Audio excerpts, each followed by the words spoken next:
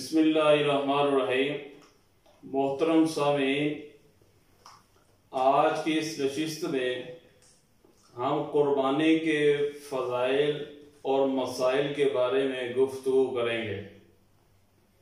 आपको मालूम है कि चंद रोज़ के बाद पूरी दुनिया में मुसलमान एक अल्लाह ताला का फरीज़ा अदा करेंगे जिसको कुर्बानी कहते हैं। इसके फ़ज़ाइल और मसाइल सामने होंगे तो 100% हम कुर्बानी की अदायगी कर सकेंगे और अल्लाह ताला के यहाँ भी कबूल हो सकेगी। तो सबसे पहले जो कुर्बानी का लफ्ज़ है, इसकी क्या डेफिनेशन है, क्या तारीफ़ है, इसको समझने की कोशिश करेंगे। तो कुर्बानी की तारीफ़ ये है कि कुर्बानी से मुराद वो जानवर है जो ईद के दिन और कुर्बानी के दीगर दिनों में अल्लाह ताला का कुर्ब हासिल करने के लिए ज़बह किया जाए। ये कुर्बानी की तारीफ है। दूसरी बात यह है कि आया कुर्बानी का हुक्म क्या है, अल्लाह रब्बुल इज़्ज़त ने क्या हुक्म इरशाद फरमाया है। तो कुर्बानी का हुक्म यह है कि हर मुसलमान घराना पर जो जानवर ज़बह करना की कुदरत रखते हैं उनके लिए कुर्बानी करना सुन्नते वाजिबा है, क्योंकि अल्लाह ताला फरमाते हैं फसल्लि लिरब्बिका वन्हर, महबूब जी आप नमाज अदा कीजिए और कुर्बानी कीजिए। तो आपको हुक्म होना गोया उम्मत को हुक्म देना है, इस वजह से कुर्बानी ये सुन्नत वाजिबा है। इसी तरह सही बुखारी किताबुल अज़ाही के अंदर आप अलैहिस्सलाम की एक रवायत मौजूद है। फरमाया कि मन काना ज़बह क़ब्ल सलाति फलयुईद, कि जो कुर्बानी नमाज अदा करने से पहले कर दे उसको चाहिए कि वो दोबारा कुर्बानी करे। इससे मालूम हुआ कि कुर्बानी करना ये वाजिब है। फजीलत इसकी ये है कि आप अलैहिस्सलाम ने इरशाद फरमाया कि 10 ज़िलहिज्जा के दिन अल्लाह ताला के यहाँ खून बहाने के से अफजल कोई भी इबादत नहीं है। ये जानवर क़यामत वाले दिन अपने सींगों, अपने खुरों और बालों समेत आएगा और इसका खून जमीन पे गिरने से पहले अल्लाह ताला इस इंसान को माफ फरमा देंगे। लिहाजा तुम खूब खुश दिली से कुर्बानी किया करोगे। इब्ने माजा किताबुल अज़ाही के अंदर ये रवायत मौजूद है। अब एक ये बात ज़हन में आती है कि कुर्बानी की हिकमत क्या है।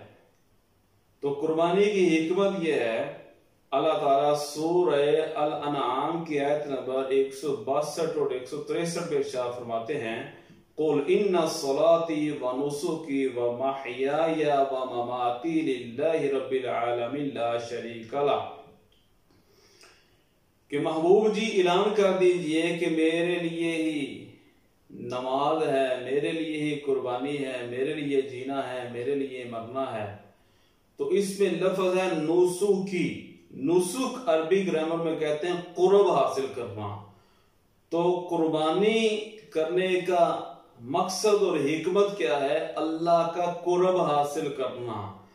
कुर्बानी करने से आदमी अल्लाह के करीब हो जाता है। तो मोहतरम सामीन, फिर ये क्वेश्चन होता है कि कुर्बानी के जानवर की उम्र कितनी होनी चाहिए। तो ये बात बहुत समझने वाली है, इसको जरूर समझना चाहिए। ये जो बकरा होता है या बकरी दुब्बा, इसकी उम्र 1 साल होनी चाहिए। लेकिन अगर कोई बकरा 6 महीने का या 7-8 महीने का हो और वो साल वालों में अगर उसको छोड़ा जाए तो वो साल वाला ही महसूस हो और लगे, तो इसकी कुर्बानी करना भी जायज है। नंबर 2, ये जो गाय है या भैंस है, इसके लिए 2 साल का होना जरूरी है। ऊंट या ऊंटनी, इसके लिए 5 साल का होना जरूरी है। इन उम्रों को हम देख लें और ये शरीयत के मुताबिक है। दूसरी बात यह है कि इन जानवरों में आया कितने शुरका शरीक हो सकते हैं। तो जो छोटा जानवर है जिसको बकरा कहते हैं, छतरा कहते हैं, इनके अंदर सिर्फ एक ही कुर्बानी होगी, इनकी एक हिस्सा होगा, 2 नहीं होंगे। जो गाय है या भैंस है या ऊंट रोटरी है, इनके अंदर 7 होंगे, 7 से ज्यादा नहीं होंगे। यही आप अलैहिस्सलाम की तालीमात हैं। अब कुर्बानी का वक्त क्या है? तो 10 ज़िलहिज्जा नमाज ईद की बाद से लेकर 10, 11, 12 के गुरूबे आफताब से पहले पहले कुर्बानी का वक्त है। इसके बाद कुर्बानी नहीं, वो कुर्बानी का सवाब नहीं मिलेगा, बल्कि सिर्फ सदका करने का सवाब मिलेगा। फिर एक क्वेश्चन होता है कि आया कुर्बानी का जानवर है, उसके अंदर कोई अकीके वाला हिस्सा भी डाला जा सकता है? तो बिल्कुल जरूर। फॉर एग्जाम्पल, अगर 4 हिस्से हैं कुर्बानी के, बाकी 3 अकीके के डाल दिए जाएं, तो ये भी जायज और दुरुस्त है और इस तरह करना जायज है। फिर अगला ये क्वेश्चन होता है कि कौन से ऐसे जानवर है जिनकी कुर्बानी करना जायज नहीं? नंबर 1, जो जानवर आंख से काना हो, उसकी कुर्बानी करना जायज नहीं। नंबर 2, वाज़े बीमार, यानी उसका बीमार होना बिल्कुल वाज़े हो, उसकी भी कुर्बानी जायज नहीं। लंगड़ा जानवर, यानी जिसका लंगड़ापन वाज़े हो, नुमाया हो, उसकी कुर्बानी करना भी जायज नहीं। नंबर 4, ऐसा कमजोर जिस पर गोदा ना हो, ऐसे जानवर की कुर्बानी करना भी जायज नहीं। तो ये वो जानवर है जिनकी कुर्बानी जायज नहीं, बल्कि मोटा ताजा होना चाहिए जानवर, खुद को अच्छा लगे, तो ऐसी कुर्बानी करना अफजल है। फिर हमारे दिनों के अंदर एक ये बात आती है कि कौन सा जानवर अफजल है, कौन सा जानवर आप अलैहिस्सलाम अपनी जिंदगी में करते रहे हैं। तो रवायात में ये मिलता है कि सींग वाला मेंढा जिसका रंग सफेद हो, आंखों का हल्का वो स्याह हो और टांगे भी स्याह हो, ऐसा जानवर करना अफजल है और ऐन सुन्नत के मुताबिक है। लिहाजा कोशिश की जाए, अगर ऐसा जानवर मिल जाए तो आप इसी को खरीद कर उसको ज़बह करें। फिर हमारे यहाँ एक ये बात चलती है कि ज़बह कैसे करना है, इसका क्या तरीका है, इसको आप खूब समझ लें। लाखों रुपए लगा लिए लेकिन उसको अच्छे तरीके से ना ज़बह किया तो ये हराम हो जाएगा। तो ज़बह करने का तरीका यह है कि सबसे पहले उस कुर्बानी के जानवर को पानी पिलाया जाए, फिर किबला की तरफ मुंह करके उसको लौटा दिया जाए और दुआ पढ़ना मुस्तहब है। वो कौन सी मैं अभी पढ़ देता हूं। इन्नी वज्जहतु वजहिया लिल्लज़ी फ़तरस समावाति वल अर्द हनीफ़म वमा अना मिनल मुशरिकीन इन्ना सलाती व नुसुकी व महयाया व ममाती लिल्लाहि रब्बिल आलमीन ला शरीका लह व बिज़ालिका उमिरतु व अना मिनल मुस्लिमीन अल्लाहुम्मा मिनका व लक। ये दुआ पढ़ लेना मुस्तहब है, ये दुआ पढ़ ली जाए और कोशिश करें कि खुद उसको ज़बह करें। अगर खुद ज़बह नहीं कर सकते तो ज़बह के दौरान आप पास रहें और ज़बह करने वाला जुबान से कहेगा बिस्मिल्लाहि अल्लाहु अकबर। अगर उसने ये नहीं पढ़ा जानबूझकर या अनजाने में, तो ये जानवर हराम हो जाएगा, इसका खाना जायज नहीं। इस वजह से बड़े तवज्जो ध्यान से इसका एहतमाम किया जाए। अगली बात इससे भी अहम है कि जो ज़बह करने वाला है, आया उसका अकीदा ठीक है, वो मुशरिक तो नहीं, कादियानी तो नहीं, या रवाफिज में से तो नहीं। अगर वो गैर मुस्लिम है तो उसका ज़बह करना ये जायज नहीं होगा, वो जानवर हराम हो जाएगा। लिहाजा ज़बह करते हुए इन बातों को मद्देनजर रखा जाए। अब जानवर ज़बह हो गया, अब उसके गोश्त को हमने तकसीम करना है, तो मुस्तहब अफजल अमल यह है कि 3 हिस्से किए जाएं गोश्त के। नंबर 1 अपने लिए, नंबर 2 अपने करीबी रिश्तेदारों और दोस्तों के लिए, नंबर 3 जो सोसाइटी के गरीब किस्म के लोग होते हैं उनके लिए।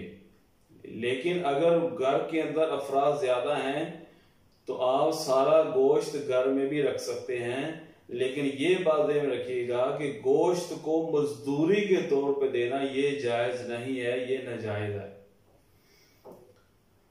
एक हमारे यहाँ ये सवाल पैदा होता है कि आया कुर्बानी किस पर वाजिब है। ये बड़े तवज्जो ध्यान से सुनने वाली बात है कि कुर्बानी उस शख्स पे वाजिब है जो आकिल हो, नंबर 2 बालिग हो, नंबर 3 मुकीम हो, नंबर 4 मुसलमान हो, नंबर 5 सहबे निसाब हो। ऐसे शख्स पर कुर्बानी करना वाजिब है। साहिबे निसाब का मतलब ये कि जिसके पास कुर्बानी के अय्याम में इतना माल आ जाए जो 52.5 तोले चांदी को पहुंच जाए, या इतनी नकदी आ जाए, या उसके पास इतना सोना हो या माले तिजारत हो, ऐसे शख्स पर, और साल भी गुजर जाए, ऐसे शख्स पर कुर्बानी करना वाजिब है।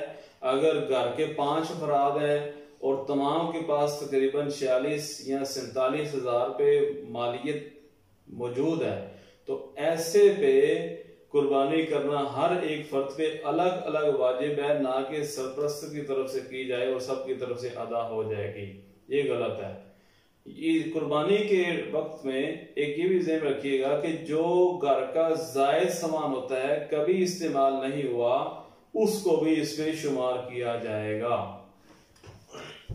इसको हम समझने की कोशिश करेंगे कि ये जो जायद माल है इसका क्या मतलब है। कि घरों के अंदर बर्तन सारे हर साल पड़े रहते हैं, कभी इस्तेमाल नहीं होते। इसी तरह बिस्तर पेटियों के अंदर पड़े रहते हैं, कभी इस्तेमाल नहीं होते। इनको निकाल के इनकी मालियत को देखा जाएगा कि कितनी मालियत है। अगर वो 47 या 48 हजार तक पहुंच जाए और वो जिसकी मलकियत में होंगे उस पर भी कुर्बानी करना वाजिब होगा।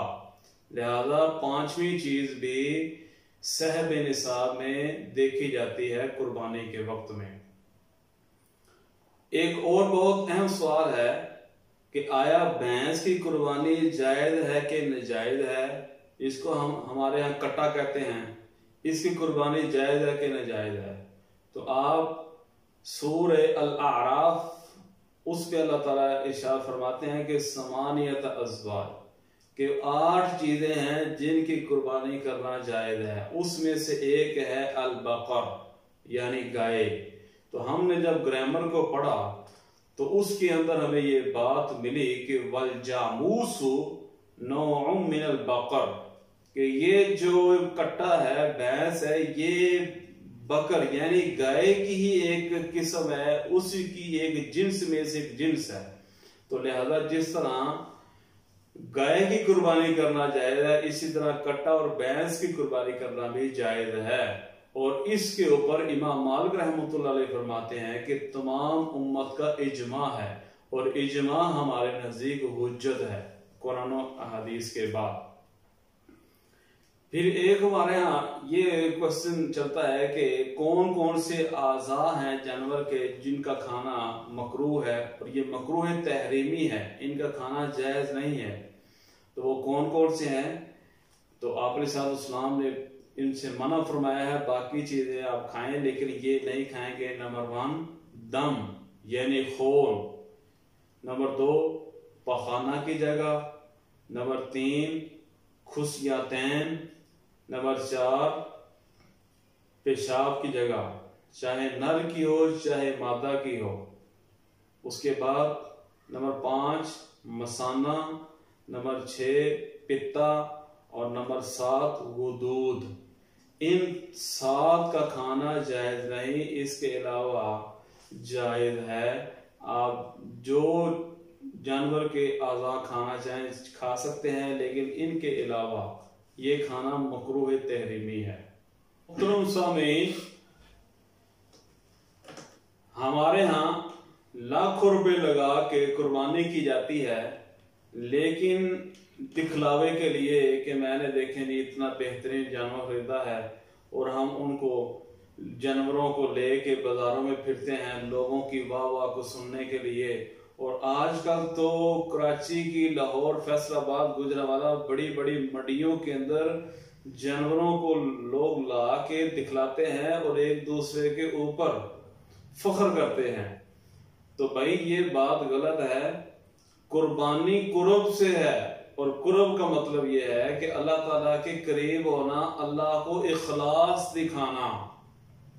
इब्राहीम अलैहिस्सलाम ने भी जब अपने बेटे को ज़बह करने के लिए ठान ली तो उस टाइम भी उन्होंने इखलास दिखाया। तो जब तक कुर्बानी में इखलास नहीं होगा, रियाकारी आ गई, तो वो कुर्बानी भी कबूल नहीं होगी। लिहाजा हम अल्लाह को इखलास दिखाएं, ना कि रियाकारी। इससे खुद ही बचें, दूसरों को भी बचने के लिए कहें। आखिर के अंदर हम बात करेंगे एक बहुत बड़े एतराज की। हम तो इसको एतराज नहीं समझते, लेकिन ये जो मुस्तशरिकीन हैं, लिबरल किस्म के लोग हैं, सेकुलरिज्म के लोग हैं, वो कुर्बानी पे एतराज करते हैं कि मुसलमान बहुत अजीब हैं कि एक दिन के अंदर इतना खून बहा देते हैं और लाखों करोड़ों ये जानवरों को ज़बह कर देते हैं। इससे तो मईशत को नुकसान होता है। इससे बेहतर यह है कि किसी गरीब का भला कर दिया जाए, उसको पैसे दे दिए जाए, तो ये बेहतर है, बजाय इसके कि हम इतना खून बहाएं। तो ये किस्म का जुल्म है और माइशत को खराब और तबाह करना है। तो हम कहते हैं कि भाई पहली बात यह है, अकली जवाब इसका यह है कि मईशत इससे तबाह नहीं होती, बल्कि मईशत को फायदा होता है। वो इस तरह, जो आदमी जानवरों को पाल रहा है, तो वो जो उसको बंडा डालेगा तो जारी बात है वो भी पैसे से आएगा, उससे लोगों को कारोबार चलेगा। और इसी तरह वो जो किसान उसको पाल रहा है, कल को वो बेचेगा तो बेचने का भी उसको फायदा होगा। फिर वो अपने घर से मंडी में लाएगा जानवर को, तो गाड़ी इस्तेमाल होगी, गाड़ी वालों को फायदा होगा। यहाँ पे जो मंडिये वाले हैं इनको फायदा होगा, लोग आएंगे खरीदारी करेंगे, तो दरमियान में जो व्यापारी होते हैं उनको फायदा होगा। तो इससे तो हजारों लोगों का कारोबार जुड़ा हुआ है। लिहाजा ये तुम्हारा कहना है कि ये माइशत को तबाह करना है, ये बात गलत है। दूसरी बात यह है कि अल्लाह ताला का हुक्म है, फसल्लि लिरब्बिका वनहर, महबूब जी आप नमाज अदा कीजिए और कुर्बानी कीजिए। तो अल्लाह का हुक्म है, और ये सुन्नत इब्राहीम अलैहिस्सलाम जो जद्दे अंबिया हैं, हम उनकी सुन्नत को जिंदा करते हैं, अल्लाह के हुक्म को पूरा करते हैं। और मुसलमान का मतलब क्या है? सर तस्लीम खम करने वाला, यानी अपने सर को झुका देने वाला। तो हम कुर्बानी करके अल्लाह के हुक्म को पूरा करते हैं, क्योंकि हम दीन इस्लाम वाले हैं, अल्लाह के इस्लाम को हम मानने वाले हैं। लिहाजा ये तुम्हारा एतराज करना बेजा है। हकीकत पर मबनी नहीं है। अल्लाह ताला हमें सही समझ नसीब फरमाए। व आखिरु दावाना अनिल हम्दुलिल्लाहि रब्बिल आलमीन।